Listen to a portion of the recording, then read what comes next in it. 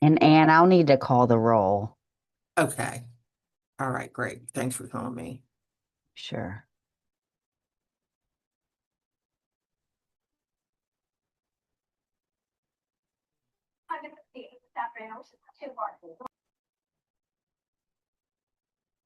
Okay, we are live.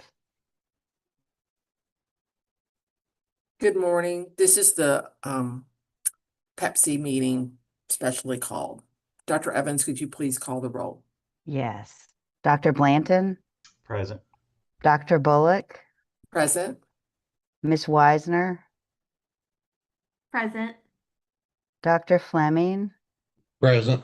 Miss Edwards, Miss Patton, Present. Dr. Locklear, Dr. Price, Present. Miss Candasso, Ms. Hoskins, Present. Dr. Weddington, Present. Dr. Griffin, Mi-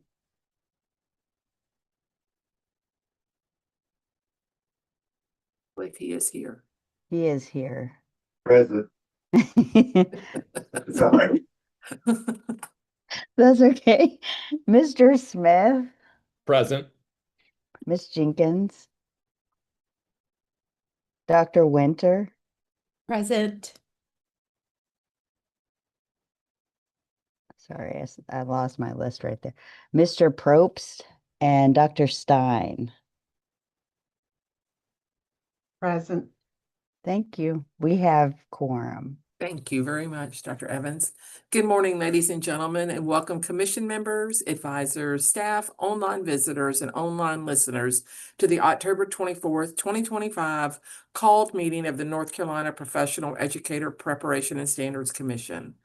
This Standards Commission develops and recommends to the State Board of Education rules related to all aspects of educator preparation, licensure, continuing education, and professional standards of North Carolina educators.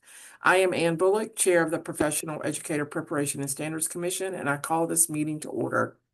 Our agenda materials are available online through the DPI website, www.northcarolinapublicschools.org, on the quote SBE meetings unquote link. The meeting is also audio streamed through a link located at the bottom of the e-board agenda. I will now read the ethics statement that is required of us. Commission members are reminded that it is our duty to avoid conflicts of interest and the appearance of conflicts of interest as we handle the work of this commission. Does any member of the commission know of any conflict of interest or any appearance of conflict with respect to any matter coming before us at this meeting? If so, please state them for the record. If during the course of the meeting you become aware of an actual or apparent conflict of interest, please bring this matter to the attention of the vice chair.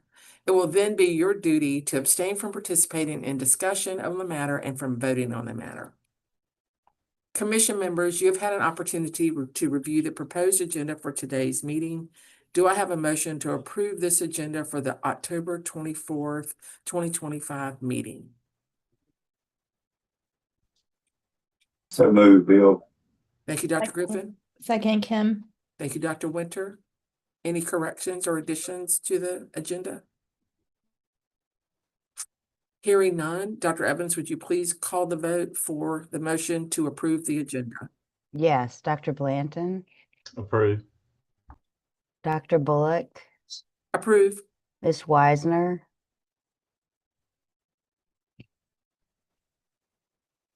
Sorry, approve. thank you. Dr. Fleming, Approved. Miss Edwards,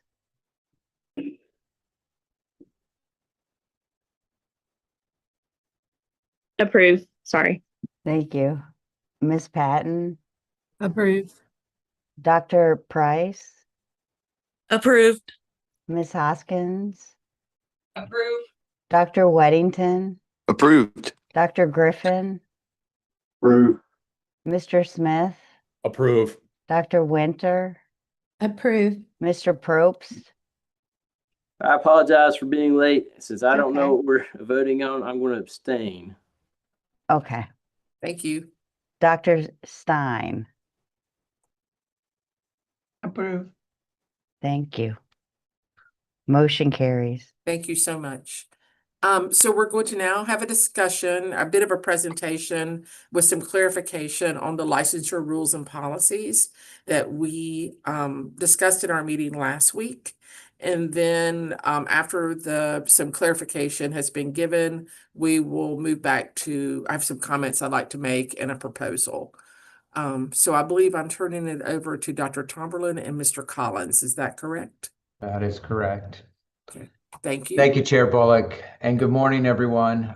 Thank you for this opportunity to review what was presented to you at the regularly scheduled Pepsi meeting and your willingness to come back and consider this work. I would like to preface with what I'm saying is we did not communicate well with you the extensive work that has gone on behind the scenes at DPI to go through all of these licensure rules and policies to ensure that everything that we're doing is in line with state statute. Many of you know lots of legislative changes have arisen in terms of licensure over the years, and the rules, it took a lot of work to ensure that all of our rules and all of our policies were conforming with statutory requirements. So we also heard from you that the urgency at the timeline was of concern. And so Mr. Collins has agreed to come talk to you about the rules process and how that works and why the urgency exists for moving these rules forward at this time. So I will turn it over to Mr. Collins. Thank you, And Dr. Evans, do we have the presentation? The one from the last meeting? No, I will actually, can I share that? You can presentation? share. Yes, you can share. Sorry about that, Mr. Collins. That's all right.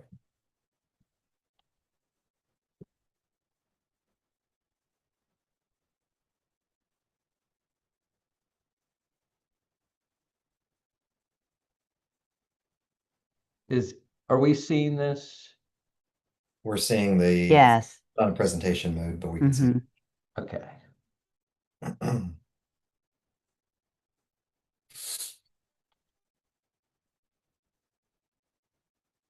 All right. You can go ahead and advance to the next slide, Dr. Tomlin.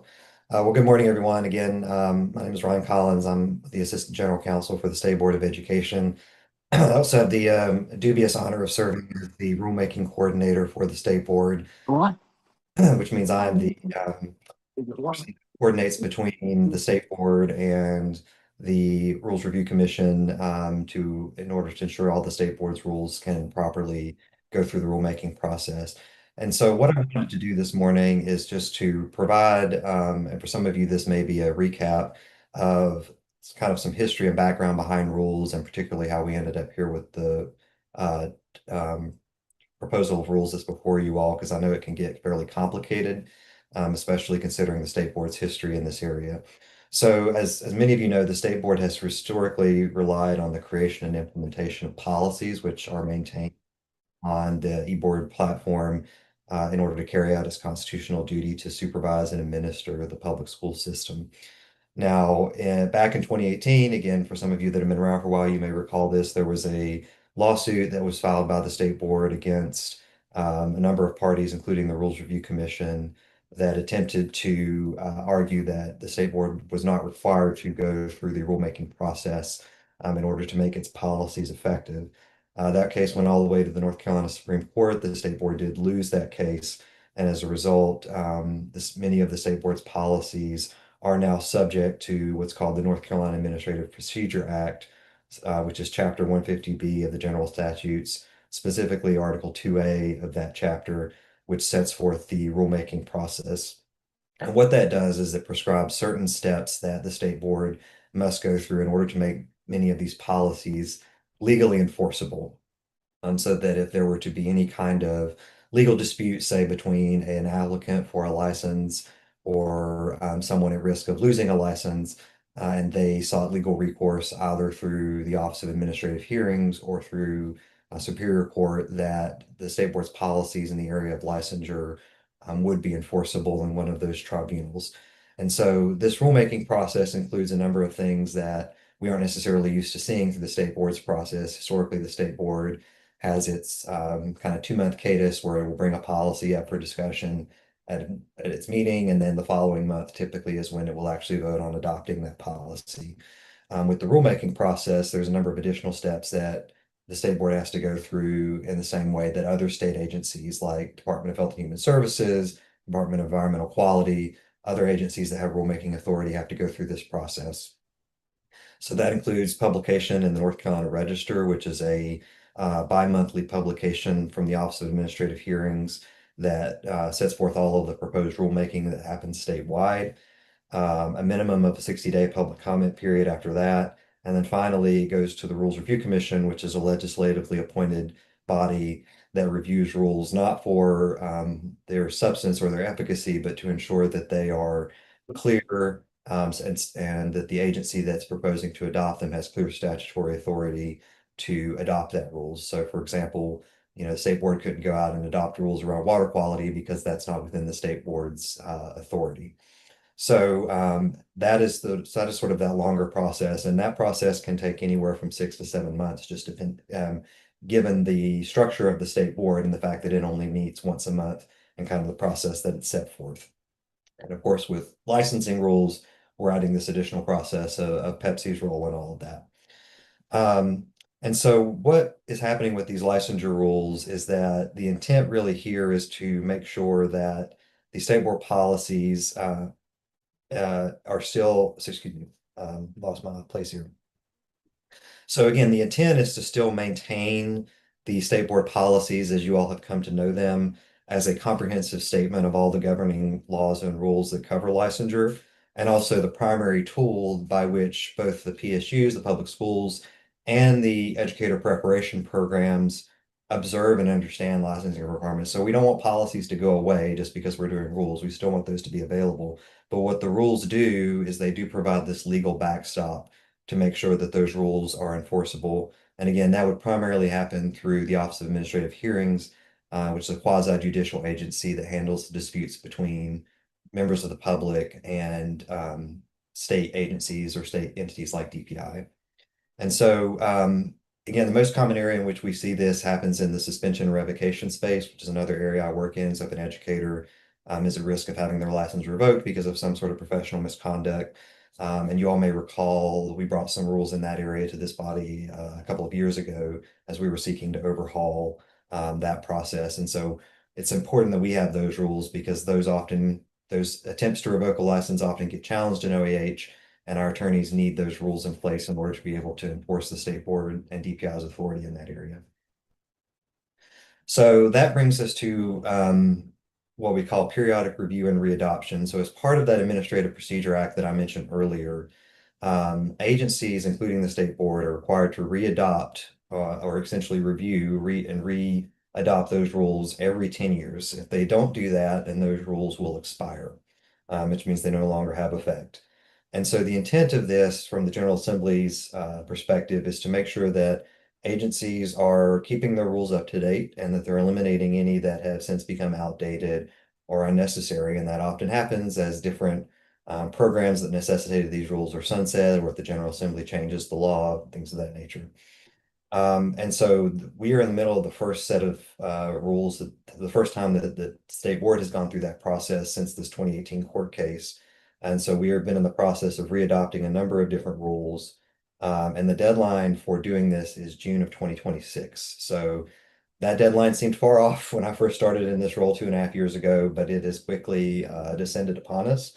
And so in order to allow sufficient time for the state board to review and approve, to go through that publication, that 60-day public comment period that I mentioned, and final adoption, we really need to start these processes 6 to 7 months in advance.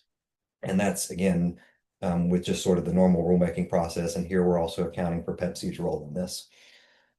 So there are several rules. There are about 10 or 11 rules related to licensure that were on that list.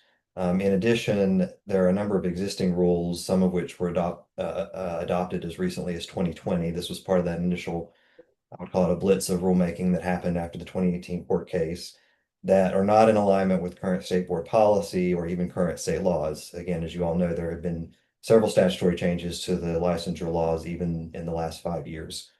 And so basically the way that we had to approach this was to take a comprehensive overhaul of the rules in order to account for readoption, which involved essentially eliminating a lot of very outdated language.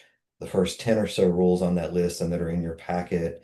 I mean, if you read those and you get into them, you'll see there's some very dated language there because those rules have been around since 2000, I think was the last time some of them were updated. And so the intent was really to do a comprehensive rewrite of those rules to make sure that they align with current state board policy, and to write them in a way that was going to meet those clarity and consistency requirements that I talked about, which is something the Rules Review Commission looks for. So in other words, really the intent is to ensure that existing state board policy is clear, concise, and enforceable. And again, with only a few exceptions, and Dr. Tomerlin is going to speak to some of those a little bit later, reiterating some things he shared last week. The intent here is solely to align the rules with existing state board policy. There is not an effort here to make any kind of substantive changes from what DPI and the state board have been doing. So staff within DPI, myself, Dr. Tomberlin, Ms. Susan Ruiz, who heads the licensure section, we have been over these numerous times to try to make sure that we have captured everything from policy and the rules. But I'm first to admit, we are human, we make mistakes. Dr. Tomlin already caught one typo that we sent out to you all yesterday. And so that is why there is this opportunity for additional input in the process. And so I just want to take a moment here with the slide that's in front of you to set out the procedural timeline for how these rules and policies are going to be considered and approved. And part of the reason why I do this, I think there might be a misunderstanding about what Pepsi's recommendation of these rules, where it fits within this larger timeline. What Pepsi's considering today, this is not, and the vote that you all have been asked to take today, this is not the end of the process. Very, very far from it. Indeed, the rulemaking process that I've described to you all, it is designed to ensure that rules can receive proper scrutiny from key stakeholders in the public. It is designed to be slow. And so all we're asking for from Pepsi today is to initiate a process that's going to play out over several months, that'll provide ample time for feedback and timeline. So as you can see here, today, the ask is that Pepsi recommends these rules so they can go on to the state board for review. The state board will have its initial discussion of those at its November meeting. There's then a subsequent month for the state board to receive feedback, potentially make changes to the draft proposals before it meets in December. And at that point, the state board is going to vote to formally propose the rule. And again, that's just the proposal. That is what the board is doing to initiate the formal rulemaking process, to start that public comment period. And even that public comment period doesn't start until after publication in the North Carolina Register. The earliest that can happen based on the timeline and statutory deadlines is January of 2026. We'll then have a 60-day public comment period, and then it comes back to the board in March of 2026 for the final vote. So all the way up until that point in March when the board votes on the final adoption in March, there is opportunity for feedback. There is opportunity to make changes. So to the extent that there's feedback, that there's suggestions about how to make the rules clearer, about how to address any issues that seem to have been overlooked, there is ample time between now and the board taking that final vote in March to provide that feedback. From there, it goes to the Rules Review Commission. Based on their timeline, I anticipate that they would take that up at their April meeting. And between now and then, we may get some feedback from them in terms of technical issues, typos, things of that nature. But there's always the possibility that they may have some sort of substantive objection, in which case we would need to come back to the state board, potentially Pepsi, to get to figure out how to address those substantive objections. And that's why we want to build in a little extra room on the back end to make sure that we have adequate time to address anything that comes up. Again, our goal here and my role is really to try to make these as RRC proof as possible, to make sure that there's not going to be anything that they would have a problem with. But I can't anticipate, how another attorney or a member of the commission is going to look at this. And so that's why we want to make sure that we do that. So again, that's why we are trying to move this forward now, as opposed to this is not something we can wait till the 11th hour to do because there's so many of these procedural steps in between. So I know that was a lot of information, but I hope it's been helpful in sort of understanding the complexities of this process. I'm certainly happy to answer any questions about this component of it, or send it over to Dr. Tomlin to talk more about the substantive things. So I'll leave that to your discretion, Chair Bullock. Does anyone have any questions for Mr. Collins at this point? I don't necessarily have a question, but I would just like to say how much I appreciate that explanation, and to say for me to say that it was helpful would be an understatement. So Ryan, thank you so much for doing that. Absolutely happy to be here. And this is Paola Stein. I will ask a question that is the same question I asked last time, but perhaps you won't answer right now, which is what does it mean when we say we recommend? And that's the question I still have. But I do want to agree with the prior comment that this was extremely helpful. So thank you so much for helping us navigate this process. So, Mr. Collins, I'll take that if you're okay with that. So, I think it depends on what our motion says. And my proposal that I stated at the beginning, well, at the beginning of this part that I have is to move this forward, but to give us a chance to provide feedback and look at the feedback from the field. So I don't suggest today that we make a motion that we approve the rules, that we approve them for review. Which means to me that will still have time, and it'll be part of my motion, still have time to review the feedback from the field, which has been excellent, to review them each one separately, and then look at them as a big puzzle and make sure that we're comfortable and have done our due diligence for the state board. Thank you. You're Yeah, very- in that case, perhaps our timeline also includes a place within this timeline of the Yes. rulemaking process by which Pepsi is actually offering the state board what we believe to be a well-vetted set of rules. That is correct. All part of the plan, and from my viewpoint. But thanks for asking. Cues it up. All right. Anybody else? Dr. Bullock, with your permission, may I ask Mr. Collins a slightly rhetorical question? Of course. Mr. Collins, is anything in the approval of, however we're framing this, moving this forward by Pepsi to the state board, does that in any way preclude any Pepsi member from making comments in the public comment period during the process? No, any member of the public can make public comments during the public comment period. And we can also plan to offer a public hearing on these rules. Those aren't required as a default. But I think given the nature of this, we can plan to host a public hearing. And I don't have that in the schedule yet, but it would be sometime in that public comment period where folks could actually come and either be in a virtual space, most likely, just because that's more accessible, or in a physical space for folks to come give comments in person, but they can also submit them in writing. And in case you don't have curious about that, I've had the Lieutenant Governor of North Carolina show up at a rulemaking public hearing before, so anybody, literally anybody, can give public comments. Thank you. Okay. Anyone else for Mr. Collins? All right, Dr. Tomerlin, or is this part you want to go over? Sure. And I'm going to try to be brief since this is kind of a review of what you heard in your regular meeting.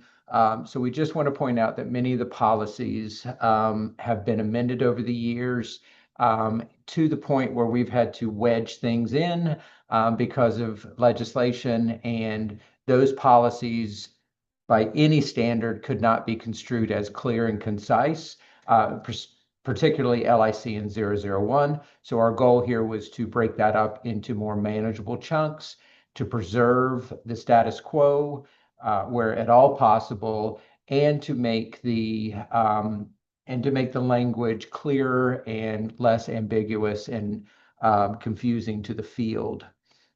Some of the rules also take the time to clearly define terms that we use within those policies. That's an important piece of those rules. Those are the early rules, 0.010 and others, so that everybody's clear about when we reference a term, we all know what that means.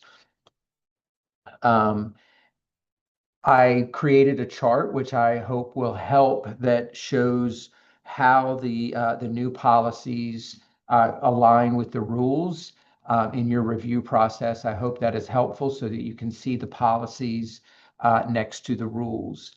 And you can see there are quite a few of them. There are 23 policies with 29 associated rules. That is, and we agree with you, that is a lot. What we have done, what we've tried to do, Ms. Ruiz, who is on the call, who's our Director of Licensure, and I, after Ryan crafted the rules and the policies related to this, we went through with the view of, from the perspective of the field and our work with the field, what is different here that is going to cause some change in practice or change in process for the field. And when we did that, we came up with three distinct areas that have an impact on the field.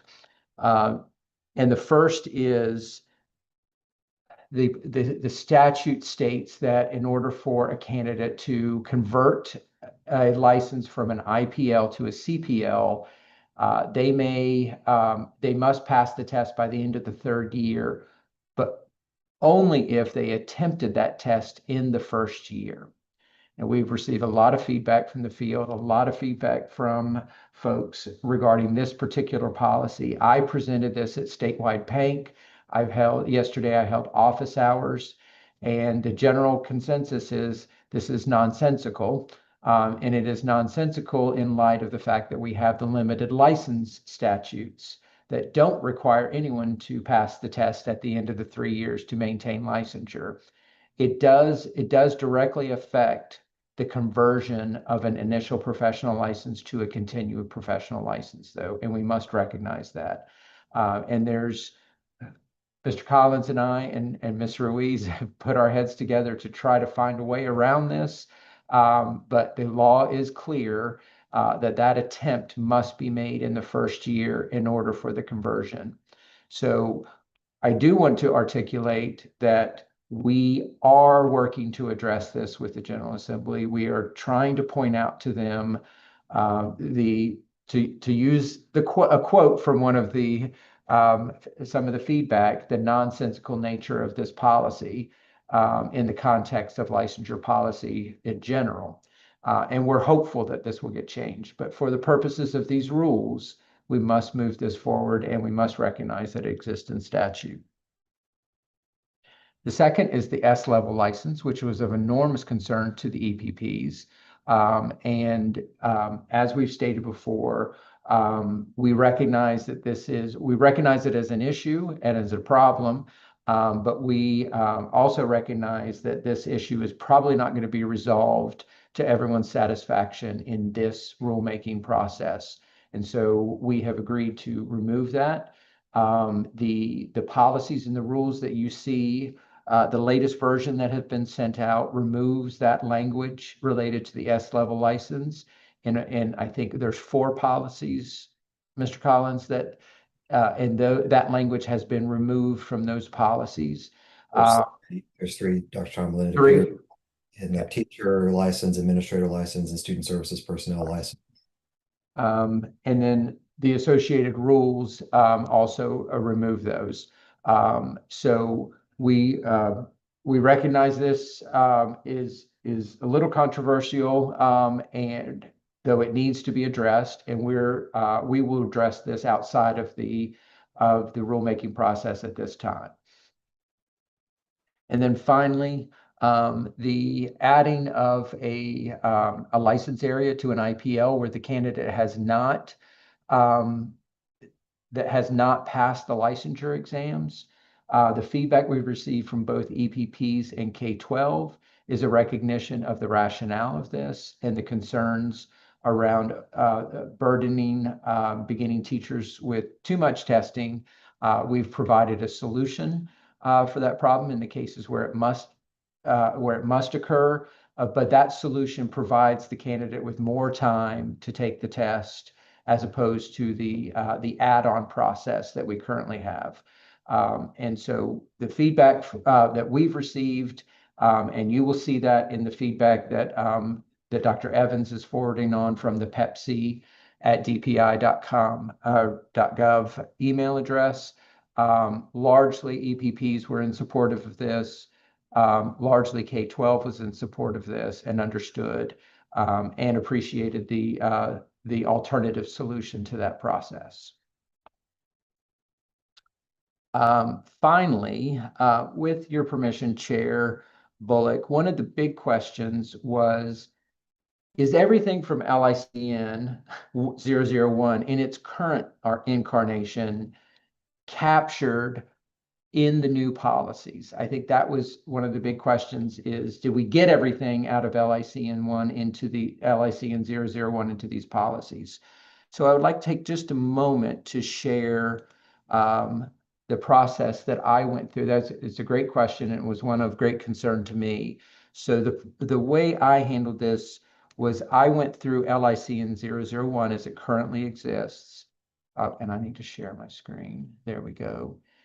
And crosswalked where every section or groups of sections where the language exists in current LICN 01 and where it now appears in our new policies. So I've commented this policy so you can see that this section talking about the license areas, that's where it's captured in the new policies. And I can attest to everything but the driver's ed, which we deliberately chose to take out of this round. Every section of this policy is captured by the new breakout policies, and I've documented where those are. Now, we didn't want to send this out to you, another thing yet for you to read when you're overwhelmed. But my understanding is this particular document will come in handy with a solution that Chair Bullock is going to propose a little later on in terms of how we get you folks full confidence that all these policies are largely status quo. Everything has been captured, and where there are differences, we have disclosed those differences and made you publicly aware of those changes. And I'm not going to go through the rest of this. This is about our communication strategy. That has all been completed in the way that it was presented to Pepsi. I can report that all the office hours were held. I did present at statewide PANC. I did provide follow-up office hours yesterday. Dr. Seiberg had had office hours with the EPPs for 3 hours on Wednesday. Sorry, I'm getting my days mixed up. It was on Wednesday. And so that communication for all Pepsi members to know that did happen. And I will turn it back over to Chair Bullock now. Thank you, Dr. Tomlin. Thank you, Mr. Collins. So I will open it up for questions at this point, but I do have a proposal, but I'll open it up for any questions on what Dr. Tomlin has presented. Chair Bullock, before we do that, can I just make one quick comment on the driver's ed piece? Sure thing. Just for folks that are curious, so there's another set of driver's ed rules, which is another area of joy I'm currently dealing with. And as some of you may know, that is another fairly complicated area. And so what we have right now is that the driver's ed license is still included in the list of licenses that can be granted. So that will still be accessible to folks that have that. But we are in the process of working with driver's ed and the DMV to overhaul how one becomes a certified driver's ed instructor, because a lot of that area has changed and gotten more complicated. So we're addressing that as kind of its own separate issue. And that's why that language is not included in the current rules. It's going to be incorporated into the driver education rules and policies once we can get all that sorted out. But folks that have that certification will retain it. Thank you. I also want to clarify that we received an email from Dr. Evans that I asked for her to clarify, and she did for us on Thursday at 8:39 a.m. There are 6 rules and policies that have the specialist in it. Rule 0.0304, Rule 0.0305, Rule 0.0306, License 010, License 011, License 012. So those, all of that would not be part of, would not go forward. All of the specialist language and all of those, you have that in your email, just to clarify, because we had different numbers given. So I just want to make sure that we're still presenting the same information. Mr. Collins, would you agree with those? Yeah, so the specific language has been excised from each of those rules and statutes. So it references that there is an S-level license, but doesn't specify the qualifications, which is consistent with current policy. Correct. So, and if I may ask a question again, so I think what you are sharing is that when we vote now to move this forward, we are substituting what we received previously with the 3 new rules and 3 new policies that we received yesterday. And that is correct. And all of them, whatever point that says the S license, you have to complete, that has been removed. Correct? So the package now is the old package with these substituted. That is what we are voting. struck. Yeah, the S struck. Yeah. Thank you. Yeah. Yes. Okay. Thank you for asking. All right. So are you ready to hear my proposal? Very And Dr. excited. Bullock, this is Dr. Yes, Bullock. Dr. Griffith. How you doing? And as we take suggestions, if we move things forward, there's still opportunity for change and feedback continuing, correct? Correct. You're getting ready to hear it in my proposal. You ready? Okay, yeah, Okay. great, thanks. All right. So I'm going to propose that I make a motion, but I'm going to explain to y'all what the motion means. And the idea and the timeline that I'm proposing, and then let's discuss that, and then I'm going to make a motion. Whether that follows any rules or not, this is what we're going to do. Okay, so the idea here is that given that we all feel very responsible for what we send forward to state board, the short timeline that we receive to look at this serious work, and even though it's all covered, Dr. Tomlin has shown his document, we'll send that out.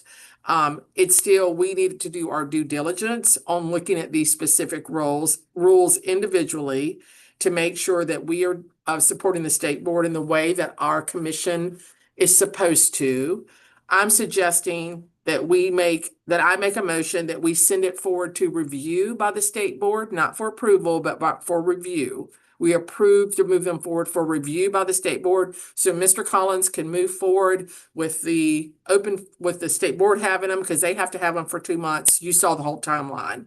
During that 2 months, which will be from now through December, I'm suggesting that we get in our subcommittees.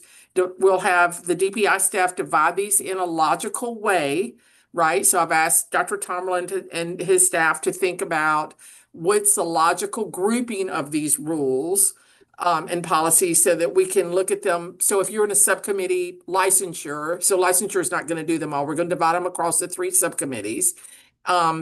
And, to have a logical grouping, look at them, look at the feedback from the field, bring that back to Pepsi with either a motion that the subcommittee recommends that we approve the rules that they reviewed, or we send forth this feedback to state board, right? So it might be that we look at them and say, they're good, we're good to go. Or it might be that we look at them and say, we have this feedback that we want to send forth to the state board.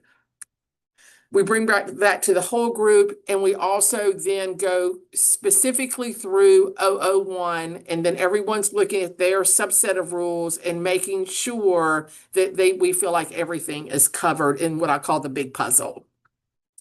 So bottom line, I suggest that we move them forward for review by the state board. I'll read a specific motion. But in November, we're in subgroups looking at these. We have a November meeting where we check in. And then December, if we need that time, we come back, we look at the big picture, the big puzzle, and then we send our feedback directly to the state board. And that is what we do, right? Because that's who we quote report to, unquote. I will open that up for discussion at this point.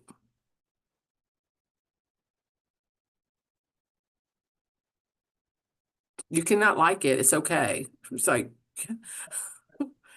This is Kim. I would just say it makes good logical sense to me. It gives me a lot more confidence in what we're doing, provides a good timeline. It allows us to review as a body, send that feedback directly to the board, which is important. I think we all truly respect and appreciate that anyone can make public comment, but this allows us to feel as if we are fulfilling our duty to the board.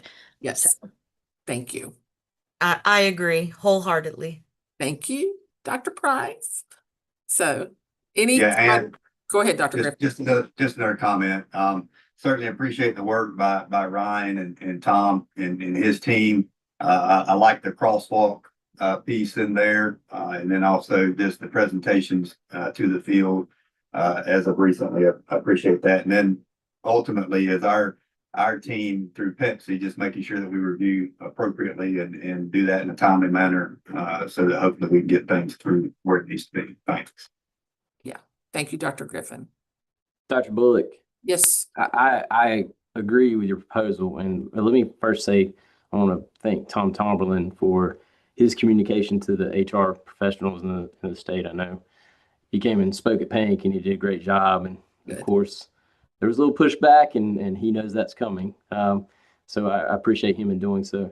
In regard to your proposal, would it be necessary for us to consider moving our next meeting in November back maybe a week to give us additional time to review this, or are we fine as a group going forward with the date as scheduled? We might look at that. So logistically, what will happen is Dr. Evans sets up all our things logistically, which is wonderful. And so I would ask her to have the subcommittees to reach out to the chairs of the subcommittees. She'll schedule all that. And then we'll see how those schedule and then over the next few days. And then if we need to move the big meeting, we can do that, if that makes sense. Yeah. Is that all right, Dr. Evans? Absolutely. Thank you very much. Okay, so I'm going to make an official motion. Get ready. I move to recommend the proposed rules and policies with the strike of any information language related to the specialist level be sent forward for review to the State Board of Education and to initiate the rulemaking process consistent with Chapter 150B, Article 2A of the General Statutes. Excuse me. I so move with the recognition that additional changes to the rules may be appropriate based on feedback from stakeholders in the public school system and the educator preparation programs that is obtained during the discussion and public comment period. The Professional Educator Practices and Standards Commission reserves the right to submit additional recommendations to the state board prior to final adoption of the proposed rules and policies. That is my motion. Do I have a second? So moved, Bill. Thank you, Bill. Any discussion or questions? And can you just reread the last part about the Pepsi part? Yes. I can reread the whole thing if you want me to. No, Pepsi is fine. Okay. The Professional Educator Practices and Standards Commission reserves the right to submit additional recommendations to the state board prior to the final adoption of the proposed rules and policies. That's been left open so we can present it during the first phase or the second phase. And again, we may come back and say, we're good, they're good, or we may come back with feedback. So I'm trying to leave it a little bit open there. Does that make sense? Okay, I just want to make sure. So we can present, we're trying to get some feedback to them by December, but we might see public comments and also have input we want to send before March for the final vote.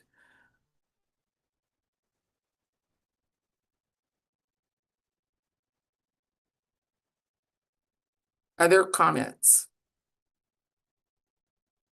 Hearing none, I will ask whomever's going to call for the vote for the motion that has been presented.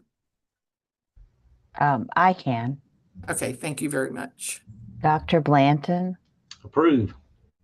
Dr. Bullock, Approve. Ms. Weisner, Approve. Dr. Fleming. Oh, he had to leave. Miss Edwards, we still have quorum though. Okay, great. Miss Edwards, Approve. Miss Patton, Approve. Dr. Groves Price, Approve. Miss Hoskins, Approve. Dr. Weddington, Approve. Dr. Griffin, Approve. Mr. Smith, Approve. Dr. Winter, Approve. Mr. Probst, Approve. Dr. Stein. Approved. Motion carries. Thank you very much. Thank you all. I know this has been a long week for everybody that's on this call, not just our side, but both sides. So our next steps will be for Dr. Evans to convene the subcommittees quickly after the DPI staff has divided up the rules, and we'll do that in a way that's logical. So there are 28 total, from what I understand. There are 28 total. Dr. Tomerlin? I got you the official count this morning, Dr. Okay, Bullock. thank you. 23 policies, 29 rules. 23 policies, 29 total rules. So there's quite a bit. So, but I think some of them go really quickly because they're divided up, but we want to make sure we do our due diligence. So it may not be divided evenly, I guess is what I'm going to say, because it depends on how they should be put together, but it'll be pretty even. So you will hear from Dr. Evans shortly in the next few days about subcommittee setup meetings that will be led by your chairs, and then we will go from there. We will also hopefully have a protocol that we follow to follow each of the rules. So each subcommittee is looking at the rules and following a certain, prompts that we're using to do that. So I would also ask for that as well. So we're all doing our due diligence. I think that would be helpful. Any questions about that? Okay. All right. So I know everybody needs to go to work. So thank you, commission members, advisors, and staff for your preparation for these discussions. I remind commission members that currently that our next monthly meeting will be on Thursday, November 13th at 3:30. We'll see if that sticks with our subcommittee work. We have now completed our meeting. Unless there's additional business at this time, I ask for a motion to adjourn. This is Craig. I'll make a motion to adjourn. Thank you, Craig. Second, this is Kim. Thank you, Dr. Winter. All right, can we call the roll to adjourn, please? Yes. Dr. Blanton, Approve. Dr. Bullock, Approve. Ms. Weisner, Approve. Miss Edwards, Approve. Miss Patton, Approve. Dr. Groves Price, Approved. Miss Hoskins, Approve. Dr. Weddington, Approve. Dr. Griffin, Approve. Mr. Smith, Approve. Dr. Winter, Approve. Mr. Probst, Approve. Dr. Stein. Approved. Motion carries. Thank you all. Everybody have a great day and a great weekend, and we look forward to our next steps. Bye-bye.